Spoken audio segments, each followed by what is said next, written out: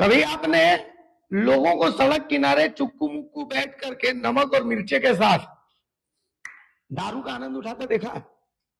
असल में ऐसी ही व्यवस्था झारखंड सरकार दारू दुकानों के साथ में कर रही है। आप सोच रहे होंगे क्या व्यवस्था?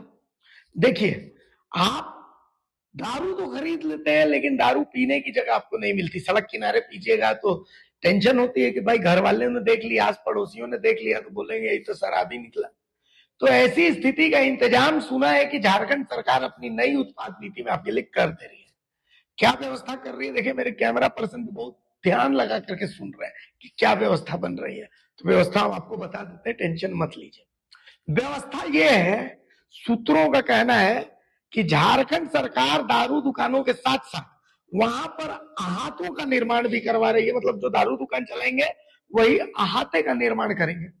वहीं पर आपके लिए फर्स्ट क्लास बैठने की भी व्यवस्था होगी और फर्स्ट क्लास चखने की भी आसपास पे व्यवस्था हो जाएगी। तो मतलब अब टेंशन नहीं है, दारू खरीदा तो पीने की जगह उसकी टेंशन आपकी नहीं रहेगी, वो जो दारू बेच रहे उन्हीं की रहेगी। अमूमन ऐसा राजस्थान दिल्ली के ठेकों में देखा जाता है। ठेके वो जगह जहां आपको शराब मिलती है, दारू। अब इसका विरोध झारखंड के बार और रेस्टोरेंट ओनर एसोसिएशन कर रहे हैं। क्यों कर रहे हैं? झारखंड में बार का जो लाइसेंस है वो मिलना बहुत मुश्किल, बहुत महंगा है। बार के लाइसेंस के लिए आपको बहुत सारे क्लियरेंसेस लेने पड़ते हैं और उन तमाम क्लियरेंसेस के लिए मोटे पैसे देने पड़ते हैं। तो भाई, जिसे शराब पीना है वो शराब पीने के लिए एम्बियंस ढूंढता है। अब पैसे वाले तो बाहर जाते हैं, लेकिन मध्यम वर्गीय देखता है कि कहां पर ढंग का जुगाड़ मिल जाए। मतलब आप समझिए कि पेड़ के छाए में भी बढ़िया जुगाड़ मिल जाता है तो वो उधर ही घुस के लिटिल लिटिल मार लेता है। ऐसी व्यवस्था होती है। लेकिन अब जब ठेके के बगल में ही अहाते का निर्माण हो रहा है तो कोई इतने महंगे बारों का रुख क्यों करेगा? तो इसको लेकर के झारखंड राज्य के बार और रेस्टोरेंट एसोसिएशन ने एक प्रेस कॉन्फ्रेंस की, इसमें उन्होंने ये पॉइंट उठाया। एक बार सुनिए कि उनका जो पॉइंट है वो क्या है और समझिए इनकी समस्या को। सरकार को भी इनकी समस्या समझनी चाहिए कि भाई ये इतना मोटा पैसा देकर के बाहर लाइसेंस ले रहे हैं, उसके जो इंटीरियर्स वगैरह होते हैं इतने महंगे होते हैं, रूफटॉप्स बनते हैं इतना महंगा होता है। तो उन सब में जब इतना पैसा खर्च कर रहे हैं, आम आदमी जाएगा ही नहीं वहां, तो फिर इनको तो नुकसान हो जाएगा। तो झारखंड सरकार को कहीं ना कहीं यहाँ पर ध्यान देने की जरूरत। एक बार सुनिए। में बार के हितों का ध्यान नहीं रखा गया है, बल्कि कुछ ऐसे प्रावधान लाए गए हैं जिनसे बार का व्यापार लगभग समाप्त हो जाएगा। इसे चलाने में बहुत कठिनाई होगी। मैं समझता हूं कि अधिकतर बार वाले चला ही नहीं पाएंगे और लाइसेंस रिन्यूअल करना भी इनके लिए असंभव ही प्रतीत होगा। इस नीति के अंतर्गत सरकार ने इस नई उत्पाद नीति का प्रारूप जो जारी किया है उसके अंतर्गत पढ़ने से लगता है, मालूम हुआ है कि सरकार ऑन एवं ऑफ शॉप्स चालू करने जा रही है। ऑफ शॉप्स तो पहले होती थी, लेकिन अब इसको ऑन की कैटेगरी में भी लाया जा रहा है। ऑन का अर्थ हो गया कि वहां बैठा करके शराब पीने की सुविधा भी प्रदान की जाएगी। यदि दुकानदारों को बार की तरह बैठा करके शराब पीने के लिए व्यवस्था करने की इजाजत दे दी जाएगी तो उसमें उनको महज 5% का शुल्क देना होगा और बार की तरह की व्यवस्था वो प्रदान करेंगे।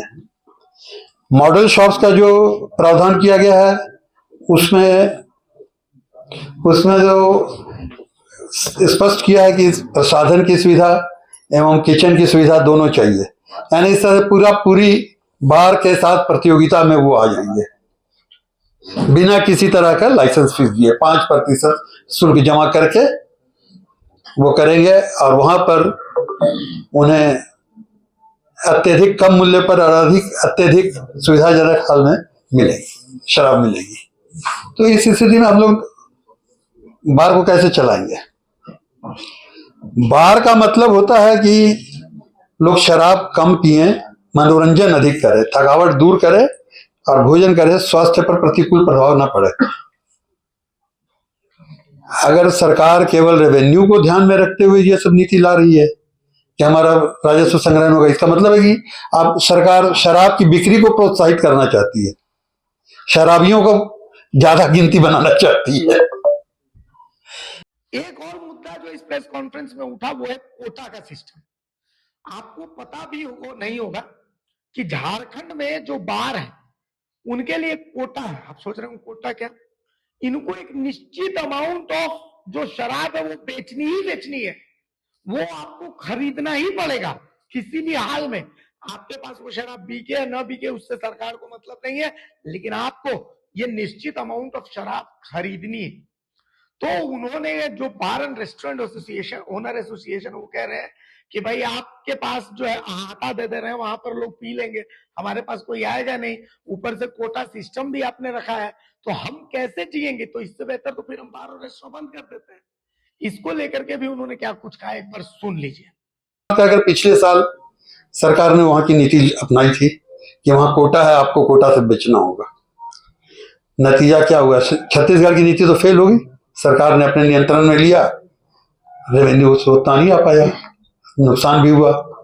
तो जब वो नीति फेल हुई है तो बाहर के भी सभी भी सोचना चाहिए कि वो नीति यहाँ भी फेल होगी, कोटा नहीं रहना चाहिए। इसके लिए हम लोगों ने बार बार प्रयास किया है, कई बार कहा, लेकिन विभाग सुन नहीं रहा है। अब इतना अधिक कोटा हो गया कि हम लोगों के लिए बात चलाना संभव नहीं रहेगा। तो कुल मिलाकर के देखिए, छत्तीसगढ़ की नीति तो झारखंड में फेल हो गई, छत्तीसगढ़ में भी फेल हुई है।